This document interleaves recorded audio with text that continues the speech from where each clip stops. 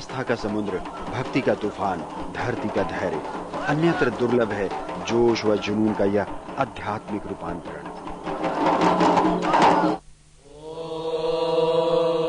सुल्तानगंज, उत्तर वाहिनी गंगा का पवित्र किनारा, विश्व में सबसे लंबी अवधि तक सबसे अधिक लोगों की भागीदारी के साथ सबसे बड़े क्षेत्रफल में पसरे श्रावणी मेले की आधारभूमि।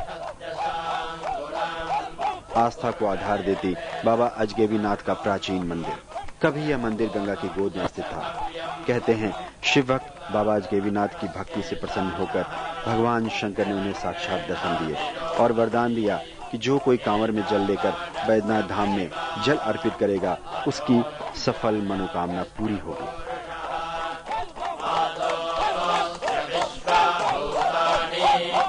किंवदंती है कि इस समय देवलोक से देवगण भी अदृश्य रूप में या मानव वेश में कांवर में उत्तर वाहिनी गंगा से पवित्र जल भरकर बाबा धाम की यात्रा करते हैं।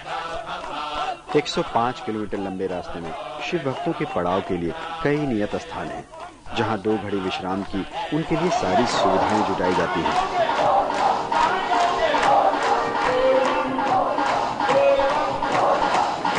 लेकिन भक्ति में उमगते भक्तों को चैन का है। पूरी यात्रा बोल बम का उद्घोष ही उनके लिए जीवनदायिनी शक्ति है, जिसमें सारे दुख, सारे कष्ट हर लेने की क्षमता है। अश्वमेघ यज्ञ के पुण्य की आकांक्षा शिव भक्तों में ऐसे उत्साह का संचार करती है कि ना तो उम्र बाधा आती है, ना ही शारीरिक कष्ट। 105 किलोमीटर दूरी, कच्चे पक्के पथरीले रास्ते, लेकिन चारों तरफ दर धरने की कोशिश में लगी प्राकृतिक हरियाली।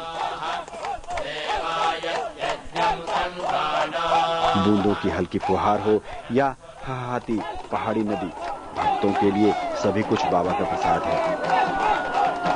बाबा बैद्यनाथ धाम की प्रसिद्धि इस बात के लिए भी ज्यादा है कि यह एक साथ 12 ज्योतिर्लिंगों में से एक तथा 91 शक्तिपीठों में से भी एक है।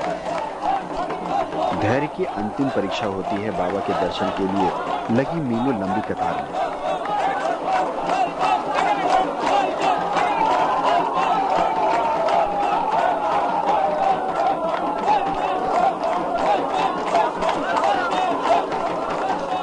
बैद्यनाथ धाम का मुख्य मंदिर श्री बैद्यनाथ मंदिर ही है।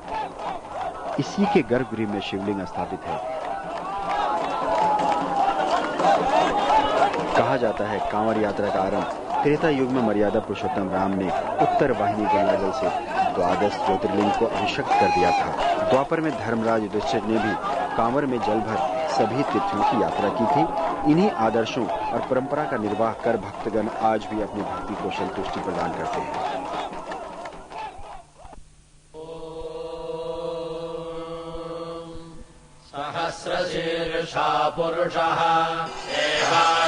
बाबा बैद्यनाथ के जलाभिषेक के साथ पूरी होती है कांवर यात्रियों की अथक साधना। लेकिन संध्या आरती में शामिल होने की ललक उन्हें मंदिर प्रांगण छोड़ने नहीं देती।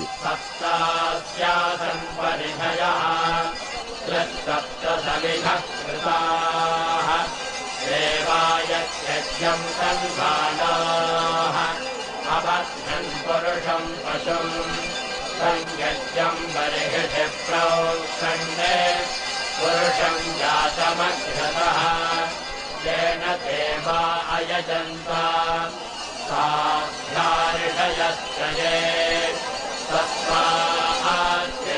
मध्य रात्रि, बाबा बैद्यनाथ के लिए 2 घड़ी विश्राम का समय। लेकिन यात्रा खत्म नहीं हुई। हम फिर इंतजार करेंगे भक्ति और आस्था के सागर में उठने वाले ज्वार का।